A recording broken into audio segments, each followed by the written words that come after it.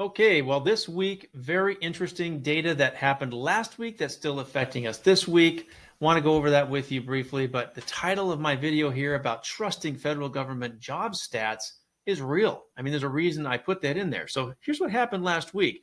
I'm looking here at the universal mortgage-backed security chart, and as you can see, last Wednesday we had a nice rally, right, in the mortgage-backed security price, meaning the rate got a little bit better that day, and then kind of has hung in there since then. A little bit more improvement today.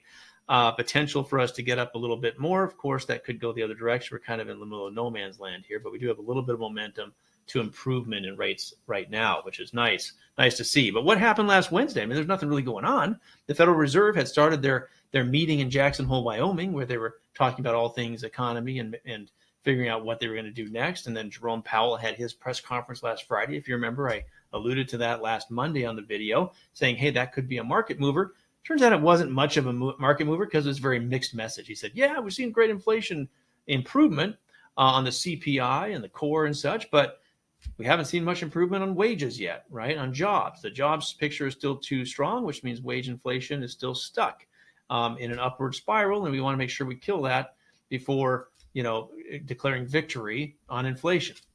Obviously, the Federal Reserve, their only option here to slow things down is to actually tip the economy into a recession. We've known that, right, for a few years, but it's pretty obvious now that's what they have to do, is tip it into a recession in order to handle inflation. So they're trying to fix the problem they caused in the first place during the pandemic when they did way too much QE for way too long. And that's the price we're all paying now for their mistakes back in 2020 and 2021 in particular. But last Wednesday, here's what happened to cause this huge run up. Well, the BLS, the Bureau of Labor Statistics, came out with revised numbers on jobs last week and said, oh, hey, we made a mistake for a year there between spring of 2022 and spring of 2023. We overshot by 300,000 jobs. Sorry about that. Just 25,000 a month. No biggie. Of course, that's like 9% per month if you average it out, difference on what they had and what we have now. So, okay, so they're saying, yeah, we counted 300,000 too many jobs in a year. Oops. Okay, well, the problem with saying oops a year and a half later is that the market's already moved on, right? They're going to go off of the headline of these data points. They're going to react. The market's going to react to that headline and then move on within days or weeks at the most past what happened. So there was a little bit of a revision. As you can see, the market reacted and said, oh, okay, well, we probably better give some credit to this. There's 300,000 fewer jobs created than what were reported over that year period. But that's all they could do was a quick blip, right? And now we're getting a little bit more momentum from that. But what would have happened if that data would have been accurate, right? Now, it's not a huge number when you're talking 200,000 to 300 to 400,000 jobs per month that are gained in these reports for most of that period of time. 25,000 a month, I guess, isn't a huge number, right? That differentiates, but it's like 9% of the total on average. What would it look like now? Would the Federal Reserve have been raising rates as far as they have, or would they have paused a few months ago or 4 months ago and caused less damage, to the economy and to people's ability to buy a home that they can afford? We don't know. But they said oops, so I guess it's okay now. So the frustrating thing is when that happens, there really is, no heads roll, of course. They're all very, very protected there in their bureaucracy. But this Friday, we have the BLS coming out with their jobs number again for the month of July.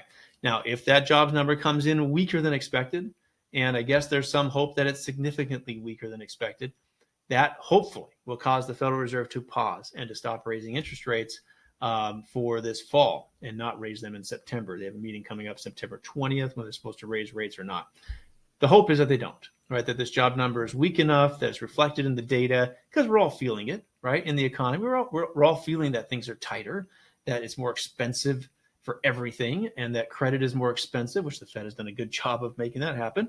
And it's affecting things and starting to affect jobs. So hopefully the data shows enough of that we don't have to continue to suffer through more and more rate hikes throughout the winter and fall this year, going into next year, because that could be quite painful for many people. The jobs market's the critical, I think, linchpin that the Federal Reserve is watching very closely. They don't want to be stuck in a wage spiral where wages keep going up and up and up, And of course, that can't happen at some point. It has to stop. So hopefully it's now and not later.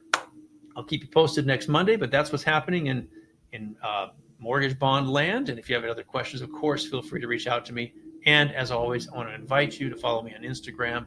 The Bill Zimmerman is my name on Instagram. I put together some, I think, fairly interesting and entertaining short reels on mortgage and money related topics that you're welcome to share with your clients and to help increase your knowledge about the markets and money and how to be even that much more of a trusted advisor to your clients.